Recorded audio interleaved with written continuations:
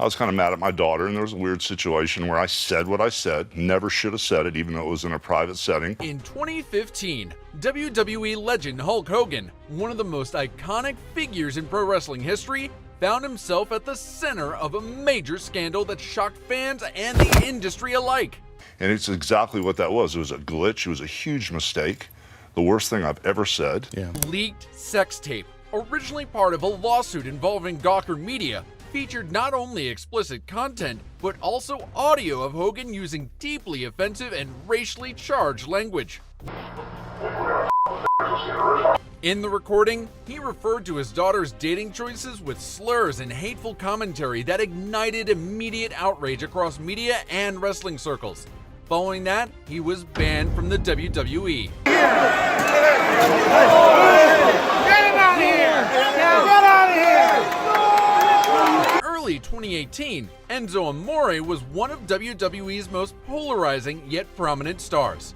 As the Cruiserweight champion and a major part of WWE's weekly programming, he had carved out a niche with his over-the-top charisma and unmatched mic skills. And when you're laying there in your dirt nap, I would imagine you have soiled yourself. But everything came crashing down almost overnight. On January 22nd, 2018, the same day as Monday Night Raw's 25th anniversary, news broke that Enzo was under investigation for an alleged sexual assault dating back to October 2017. The woman who made the accusation went public on social media, stating the incident occurred in a hotel room in Phoenix, Arizona. The backlash was immediate. If I show up to Survivor Series, I understand the backlash and the repercussions of my action. WWE claimed they had no prior knowledge of the investigation until it hit the media. Reports later revealed that Enzo had been made aware of the investigation for months, but failed to inform WWE management, a breach of the company's talent conduct expectations. The timing could not have been worse. Enzo was backstage at Raw 25 when WWE swiftly suspended him pending the outcome of the investigation. Within 24 hours, he was released from his contract, and his name was scrubbed from ongoing storylines and championship plans, sending shockwaves through the locker room and the fan base. Dude, y'all can kiss my ass. Ryback was once pushed as WWE's next big monster. With a chiseled physique and catchphrases like "Feed me more," he quickly rose to main event status, even facing CM Punk for the WWE Championship multiple times in 2012. But behind the scenes, Ryback was developing a reputation for being difficult to work with, both creatively and personally. They were going to start embarrassing me on TV to try to run down value to get me to sign the contract. And I already knew, I just have to get out of here. Several superstars quietly voiced concerns about his stiff in-ring style, with some alleging that he was careless and unsafe to wrestle. Tensions began to boil over when Ryback publicly clashed with WWE management over his booking and pay. In 2016, during a very public contract dispute, he aired his grievances online, accusing WWE of failing to compensate talent fairly and claiming that winners were paid more than losers, something he strongly opposed. He even suggested a new pay structure that didn't reward scripted victories, arguing it created a toxic environment. The company reportedly viewed his behavior as unprofessional, especially since much of it played out in the public eye.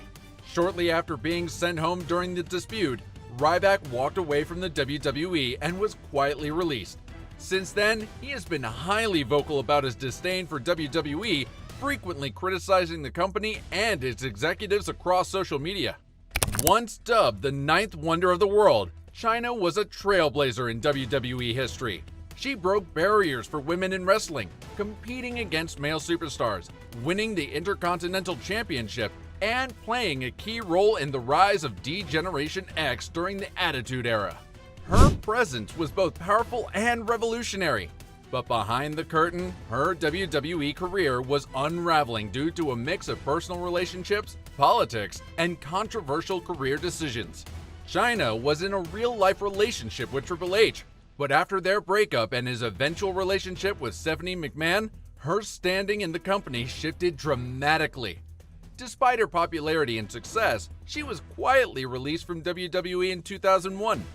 Many believe the breakup and Stephanie's influence played a major role in the decision, though WWE has never publicly confirmed this.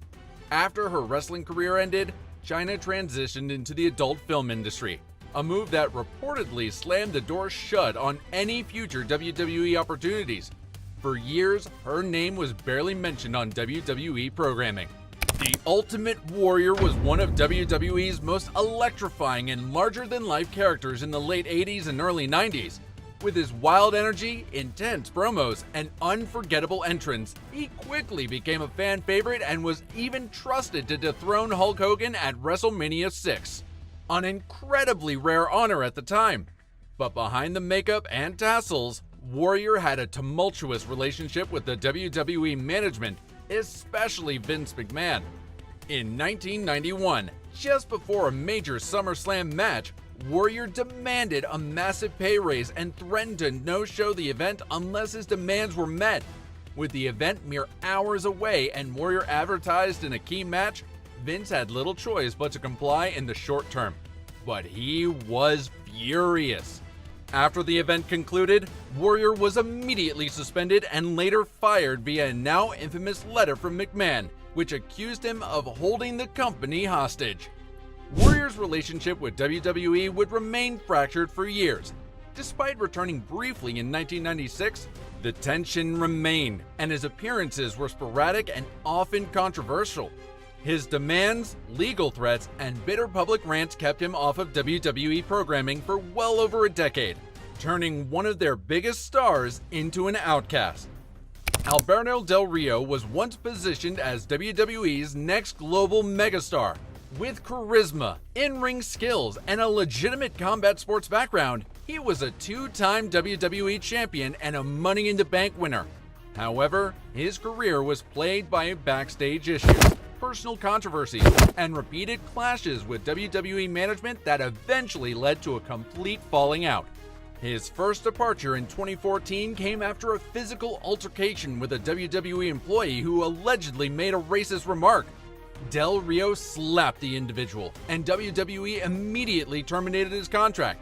While some fans supported his actions, WWE cited unprofessional conduct as the reason for his release. He later returned in 2015, but things quickly unraveled again. During his second run, Del Rio was suspended for violating WWE's wellness policy.